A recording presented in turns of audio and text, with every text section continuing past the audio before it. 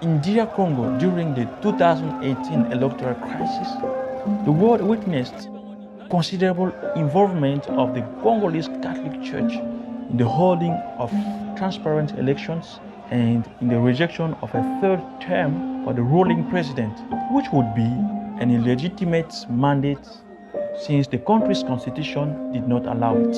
And in this sociopolitical tension, some politicians, to dismiss these efforts of the church, put forward arguments based on what Jesus says in the Gospel of the 29th Sunday of the ordinary time. Pay to Caesar what belongs to Caesar, and to God what belongs to God. In other words, that the church should let the politicians mind their own business. Is this really what Jesus meant? What belongs to Caesar? What belongs to God?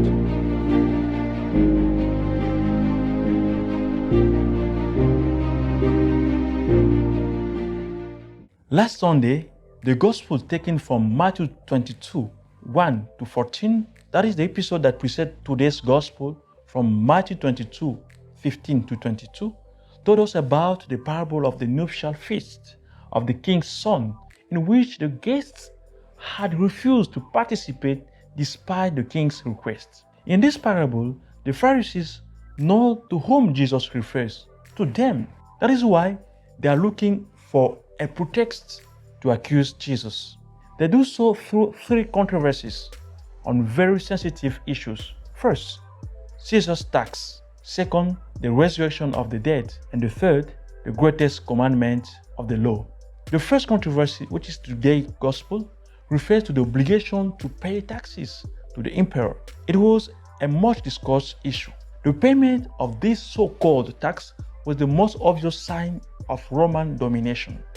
Herod's supporters and the high clergy were in favor of the tax because they benefited from it, while revolutionary groups, however, considered the tax as an offense to God, the only sovereign of Israel.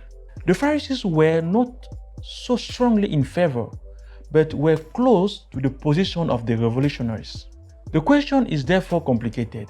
Any answer could be very compromising for Jesus.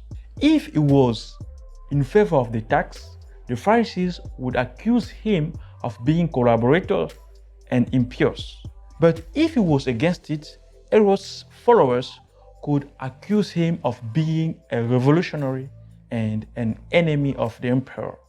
But Jesus' answer is disconcerting as he places the question on a deeper level. For him, the most important thing is that man should recognize God as the only Lord. It is therefore in man where God has let his image be inscribed. Genesis 1:27. To the emperor belong the coins of the tax, which bear his image. But only to God must man submit himself as absolute Lord. Jesus' answer does not defend a kind of equitable distribution between political and religious power. What Jesus does is to place man before God as his only Lord. Everything else must be relativized, even submission to political power. Happy Sunday to you all.